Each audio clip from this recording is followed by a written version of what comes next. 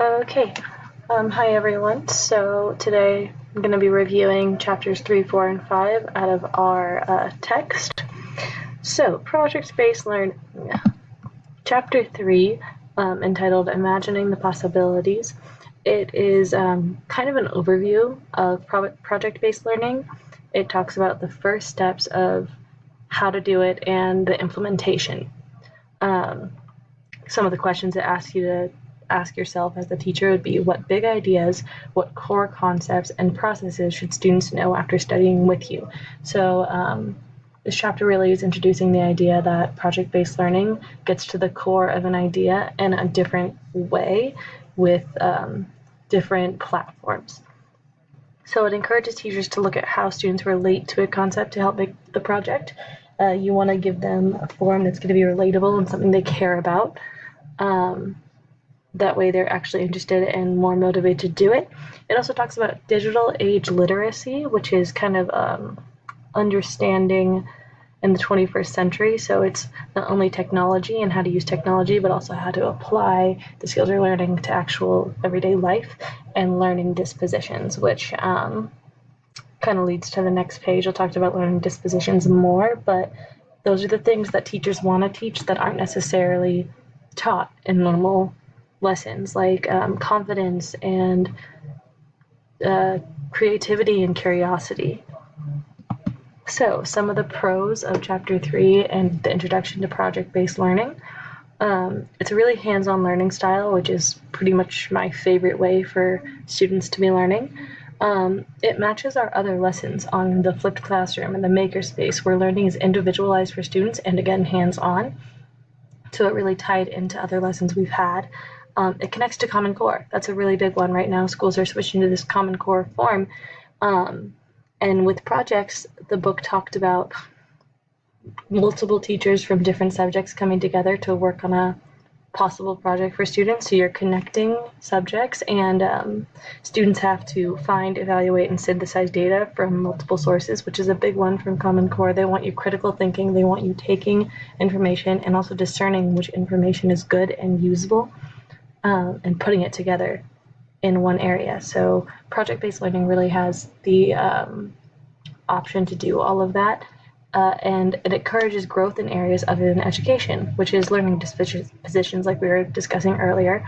A quote about that from Chapter 3: projects put grit and self-control to the test because they call for immersive, sustained attention over a period of time and in the presence of often alluring distractions. So you're learning more than just the subject matter. You're learning how to persevere and how to focus in different ways through different means. So, some critiques of the chapter. Again, I really like the concept, but it seems like it would be hard to diversify it in such a way that every student is going to be interested. Some projects, maybe students don't like learning about the environment, and no matter what you put it in, even if it applies to their life, they're not going to be into it. So, I wonder how exactly that would work. Also, the workload. If 4 of the kids' 6 classes are doing projects, that could grow into a really, really large plate for those kids. It would just be so much work. I would think that maybe the classes would be able to work together, or at least to plan ahead, but just really potentially that would concern me, at least for, a high school junior who's doing so much. Another quote from the book that I really liked on the ideas: good projects get to the heart of a discipline. The more complex and important an idea, the better suited it is for the project treatment. Identifying the big ideas, core concepts, and processes at the heart of the subject we teach is the first step of project planning. I think that really sums up what the heart of the chapter was about. Moving on to Chapter 4, entitled Strategies for Discovery. The main focus of the chapter was setting teachers up to create projects. So we kind of had an overview, and now we're moving into discussing what it actually looks like. So potential issues when creating projects was a big part of the chapter. It talked about the pitfalls we could fall into. Some examples that I thought were particularly useful for me to think about if I was doing it would be long activity with a short learning outcome. That is, having a lesson that you're doing this whole project on something they that you could have taught in 5 minutes, or that they could have read an article or two and that would be done. So deciding where projects should come in. Technology layered over traditional practice. So is technology necessary, and what are you using and why? Overly scripted with too many steps. Another one, if you're giving too much structure, then the project doesn't become diversified. So those were some really helpful pitfalls for me to hear that I would want to consider. Important features of projects. So it really gave an idea of what a project needs to be a successful project-based learning assignment. Again, some of those useful ones for me to hear were loosely designed with possibility for different learning paths, center on driving questions, or otherwise structured for inquiry, realistic and therefore cross multiple disciplines, reach beyond school to involve others. That one's really interesting to me. You might have to reach the community and find ways to involve that. Capturing students' interest through complex and compelling real life or simulated experiences. So these are just some features that really got me thinking and interested in ways that it could be so much more than a school project. It also talked about, where project ideas come from. And it gave some awesome ideas like other teachers' projects, which isn't surprising, but student questions. A lot of times a student would ask a question that a teacher says, I don't know. So that could become a project, or contemporary issues. Really, the answer is anywhere. It noted that we need to focus on the student experience and student drive rather than the flashiness of other people's projects that maybe we want to model. We need to think about your students first. So again, avoiding the flashiness, putting your students first. And as a teacher, they encourage you to rethink and rework your projects every time you get the outcomes so that you can improve every time and really keep it updated for the students. Oops, sorry about that. The pros of this chapter. It was really student-centric. I really like anything that gives me a student-centric outlook because that is the focus, and a lot of times that slips away from us. The potential pitfalls were really helpful to me. I was worried about, in particular, length versus learning outcome, which I discussed earlier, but the fact that they covered it for me is always great. I like my questions to be answered. Important features were also useful.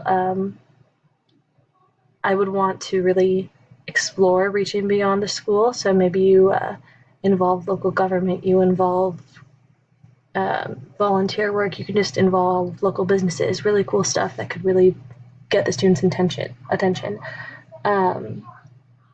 Also, it mentioned that you would get digital age skills and literacies, including communication, project management, and technology use. These are really good life skills right now. There's a lot of jobs emerging in the online market that have project manager skills and other things that would be great for the students to be learning. Also, it had really good examples by other teachers.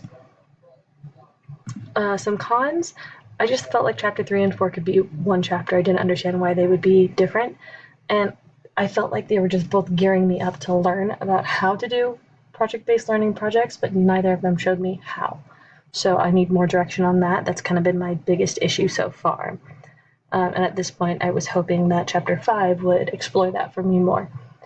I need the middle. I've got the beginning. What about the negative effects of PBL? Some students might be really discouraged by the model, and I know that then we say, try again, learn, but some students might need a compromise. What about adding some tradition? We really haven't touched on that, and I would like to see that option because not everyone is going to adapt easily or happily. And again, how much technology is too much and how much isn't enough? It discussed getting distracted by technology, but it also says that we need to be using it. And I think that pushing technology on students and on a classroom isn't the way to go. Yes, it's important. Yes, we should be using it, but there's a time and place.